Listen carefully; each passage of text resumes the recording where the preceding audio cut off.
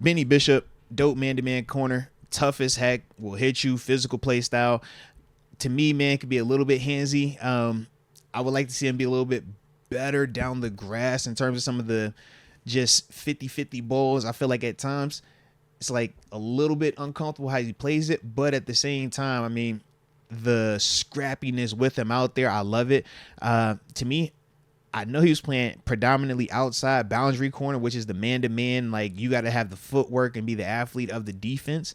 But I kind of like him to potentially bump in and play some of that slot. I think he could challenge to be in that slot for us.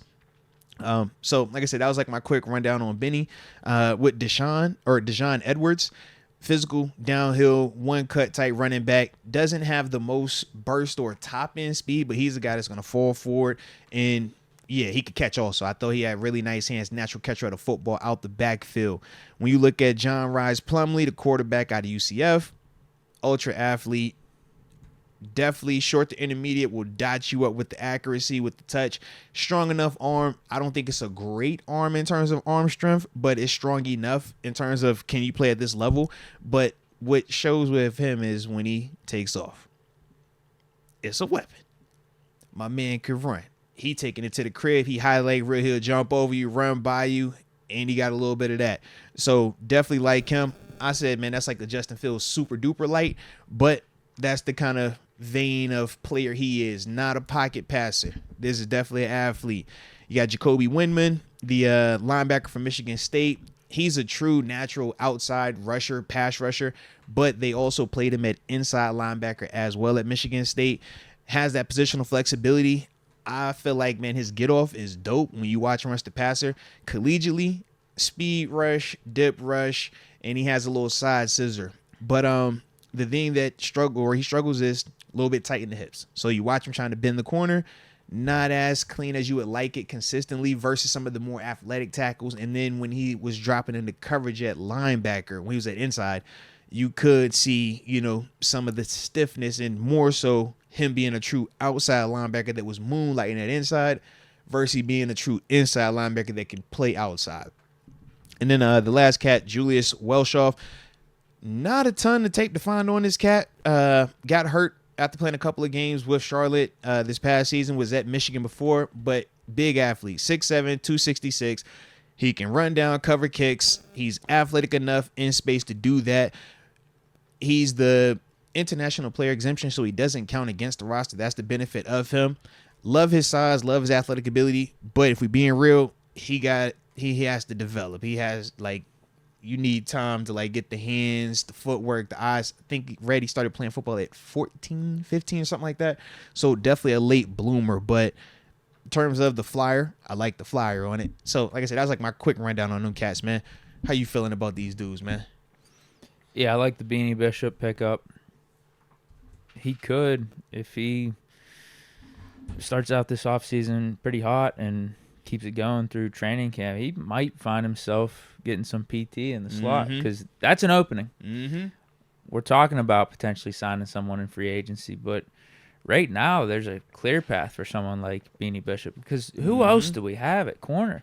It's a bunch of outside guys, really. I mean, I guess you could kick Darius Rush inside, but it's JPJ, it's Corey Trice, Dante Jackson, and then Darius Rush, all of their frames, Watts. All of their frames are 6+ big body outside guys. Benny is what we like when I say a true man to man. He gives me Cam Sutton vibes as terms of the scrappiness of his play. Now, I don't think he's as skilled. He's got Mike Hilton size though. Yeah, he's a little bigger than Hilton. I looked at him as that Mike Hilton, Arthur Milet, you're in that vein, but I thought that his coverage was a little bit more closer to Cam Sutton than Milet and Hilton, who I thought were better in terms of the blitzing part. But Benny, because at West Virginia he played more of the outside, you didn't see a ton of the blitzing from him that we would see from Milet and Hilton. And that's kind of why I'm you're in between all three of those dudes, man. Yeah, I guess that was just more out of necessity because Bishop was their best corner, and he could play outside for them, at least at the college level. He was an All-American last year. This is the thing, collegiately. 4 picks and, 20 pass deflections last year? Yeah, collegiately, that is a perfect boundary corner. That's the man-to-man guy. That's the guy that you say, you don't need help. You're going to match any of this short stuff, but you also are fast enough down the grass. And he showed that he could do that. The thing is, at the NFL level, we just know that the receivers all are bigger, faster, and certain things that you would see him struggle with versus receivers that we don't deem as wide receiver one or franchise caliber wide receivers at the NFL level.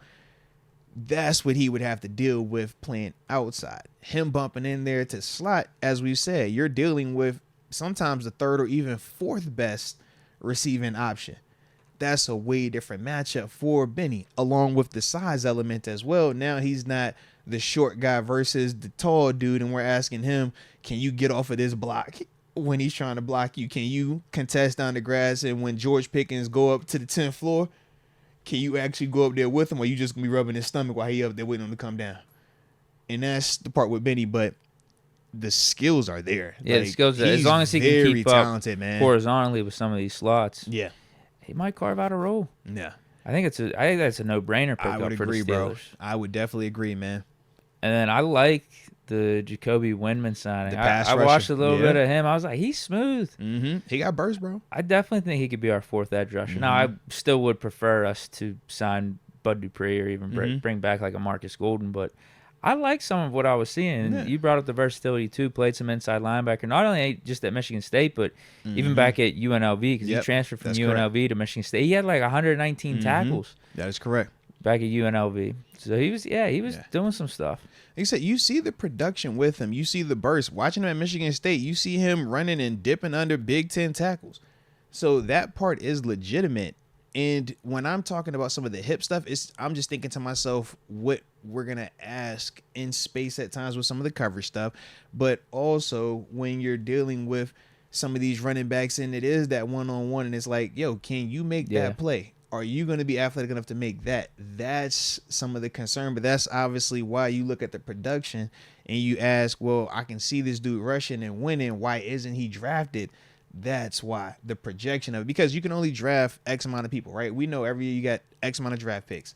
So if we said, man, we needed center, we needed a tackle, we needed a receiver, we needed this, is Jacoby Windman with, potentially some hip tightness, is that worth a draft pick versus a Ryan Watts versus a Mason McCormick, et cetera, et cetera? And that's why you can still have good players like these guys be undrafted. We still can feel good about them. And the statistics already have shown the majority of the league is made up of fourth rounders to undrafted guys. It's not a ton of those first and second rounders. That's just the reality of it. Oh, our best running back is an undrafted guy. Come on, man. So that's the thing with Jacoby. I like it. Now, I think it's going to be interesting because Herbig is nice, bro. Yeah. Like, I think with Jacoby, we don't have anyone after Herbig, though. That's the problem. You're right. So it's like, which is good for Windman, I guess. It is. I think we're still going to bring somebody in, though. Yeah, but I think we're still going to bring somebody in. It makes so much sense.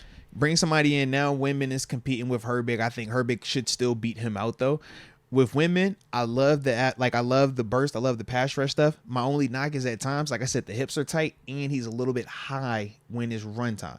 And that kind of gets him in trouble. But it's like, man, you can see where he is going to bring certain things to this game. Yo, am I wrong for kind of being excited that we brought in John Ross Plumlee?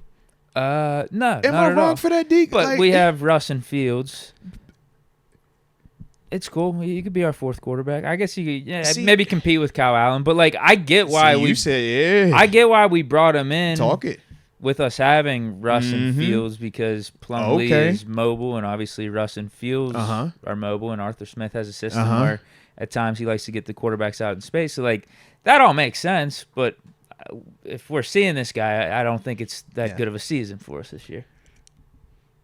Or if we're seeing cooking at UCF, though. If we're seeing him soon, anytime soon, whether it's even this year or next year, he was cooking at UCF, bro. I don't think this team's going down the right path. He was cooking at UCF, bro. I'm gassing it. I'm gassing the excitement of it. More so, it's like I feel like he brings a ton to the table. It's hard to say he'll beat out Fields because Fields' arm strength is a lot better. Yeah. And that's the big difference. And the speed and all that.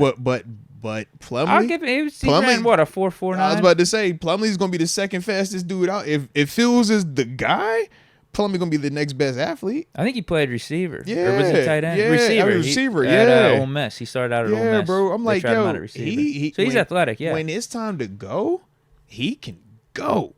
But the thing is, the arm, like I said, not as strong down the grass. Good enough, but not as strong. He definitely has a good feel with the arm, though. Yeah. Like, he's got good accuracy. Like, he has a pretty quick release, but I think you're also right. Like, he doesn't have the grandest of arm strengths.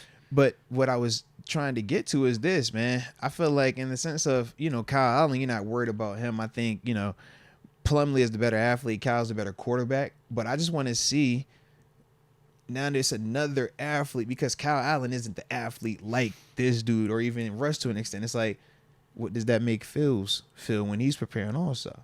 Because now you're not the only sexy quarterback. You're not the only sexy guy that can, when you drop this thing and run, like, bro, don't be surprised if you see in the preseason Plumlee hit you for a 30-plus yarder. Like, that's what he's capable of, and we're going to all be like, wow. He was hobbled last year. He was playing with a brace on his leg. That's what I'm saying. Should be healthy saying. now. So it's like, that's one of Phil's defining characteristic while he's getting the throwing up to where we wanted to be.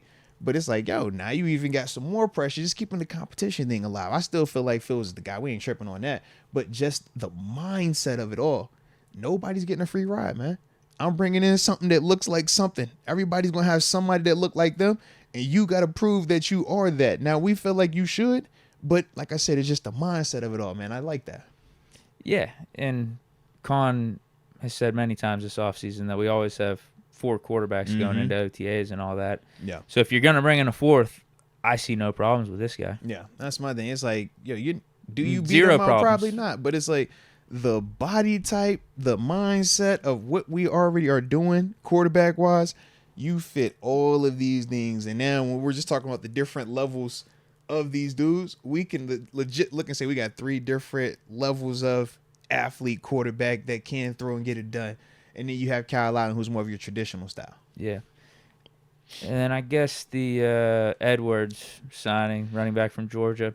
Oh, Latavius Murray. He's like a, standard running back. Latavius Murray, man. He's a mix of Murray with, like, he'll give you an occasional elbow catch. He'll give you a catch like elbow, but he ain't elbow. Can't go wrong with signing the Georgia starting running back last year. And he was splitting carries with he was splitting carries with another guy, but he was really their main one. National champ. He won a championship as well. Can't go wrong with that. Yeah. So, like, I don't think there's anything that sticks out about him, but just with the nature of the position, if he gets time, don't be surprised if he's productive. That's just how it goes. Yeah. But he also had the brace on too. He had his stank knee brace on last year. Yeah. So there's nothing about him that sticks out to me. I'm just like, all right, cool. Like, good running back. Like you said, one cut. All right, he's gonna hit the hole. He's gonna be physical. He'll do some things for you, but there's a reason he's also undrafted. But again, the big reason is this though, Deke. If he gets carries, I could see him being a 1,000-yard rusher. That's just how the running back position is. Well, with our offensive line, also he should be able to get 1,000 yards. Yeah. He's a physical style runner. This is the thing though. It's like the reason why he's not a draft pick. He doesn't have the straight line burst to take it 60 yards. And you noticed on all his highlights, you never see him make a safety miss. At the NFL level, running backs, they get drafted. Running backs, they get second contracts. You got to make unblocked defenders miss you. You got to make that second level linebacker or that second level safety. You got to be able to make him miss, step around him, run over him, whatever it is.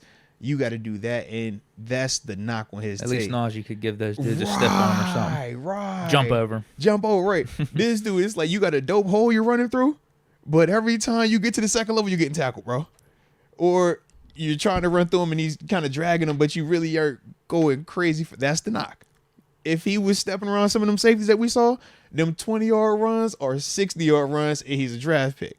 That's all that is, man. But for college, bro, in that program at Georgia, you love it. He probably was an elite, unbelievable running back coming out of high school. You couldn't tackle him because you look at how physical he runs now.